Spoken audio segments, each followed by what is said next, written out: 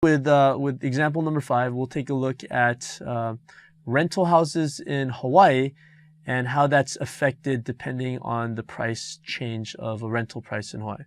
So if the price of rental houses in Hawaii increases from $2,000 to $3,000 and the quantity supplied increases from 5,000 to 10,000, find the elasticity of supply. So we'll go ahead and find it first and graph kind of how it looks like here. So the elasticity of supply equals the percent change in quantity supplied over the percent change in price. Now, they don't give you the actual percentage. You actually have to find the percentage yourself. So we'll go ahead and do that here. We'll use green here for the change in quantity. So the original quantity is 5,000. The new quantity is 10,000. And the original price, we'll use red.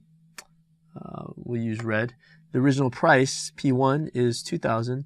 The new price is 3,000. So let's go ahead and find the original quantity. Or let's go ahead and find the percentage change in quantity first, since that's on top. The queen is always going to be greater than the princess. So 5,000 minus 10,000 all over 5,000 equals negative 5,000 over 5,000 equals negative 1. Again, you don't want to find the absolute value on this because with supply, it's positively correlated, so you're going to get a positive number anyways, right? So if you happen to mistake and actually did find the absolute value, it's going to be irrelevant because according to the law of supply, as price goes up, quantity supply goes up. So if you get a positive increase in price, you're going to get a positive increase in quantity supplied. Conversely, if you get a negative if you get a decrease in price, then you're also going to get a decrease in quantity. But understand that there's no reason to find absolute value. And in terms of price, you have 2,000 minus 3,000 all over 2,000 equals negative 1,000 over 2,000 equals negative 1/2.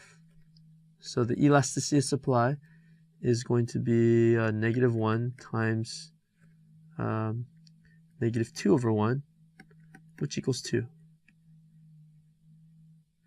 So basically what this is saying is that the supply of rental houses in Hawaii is going to be relatively elastic since E is greater than 1. Now what does that mean? What that means is that assume that the people that are renting their houses in Hawaii, that they are only willing to, as a whole, they're only willing to rent out their houses if the price of the rentals are fairly high. So the other alternative is to stay in their house and live there rather than rent it out.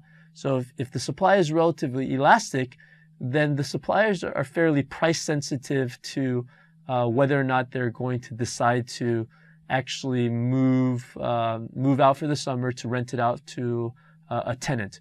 Whereas if it was inelastic, then they're going to rent out regardless of the price of the rental housing market in Hawaii. So that's kind of a way to actually look at that. Now, how would that actually look on supply and demand curve? Well, let's take an actual look at the numbers and go ahead and graph it here.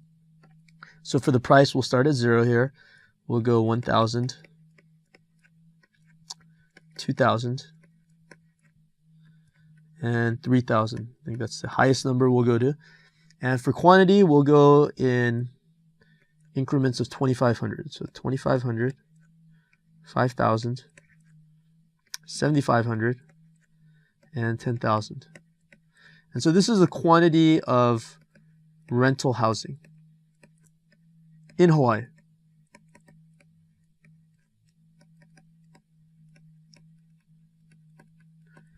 So when the price is 2,000, the quantity is 5,000. So when the price is 2,000, the quantity is 5,000.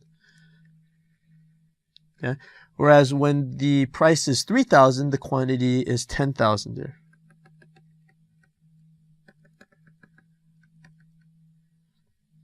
Now I only have 2 points here, but let's go ahead and connect these 2 points together. And what you're going to see right here is that the slope is relatively flat.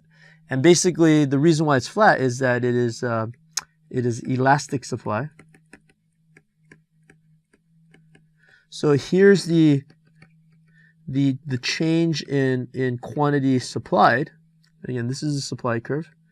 So this distance here, the percent change right here, is going to be greater than the percent change here in price. Percent change in price.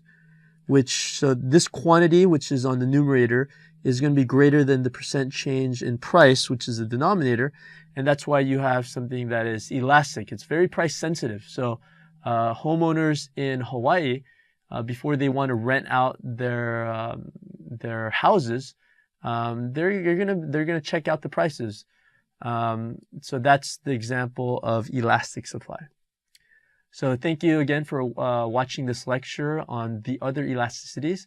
I hope you tune in for another lecture, and have a great day.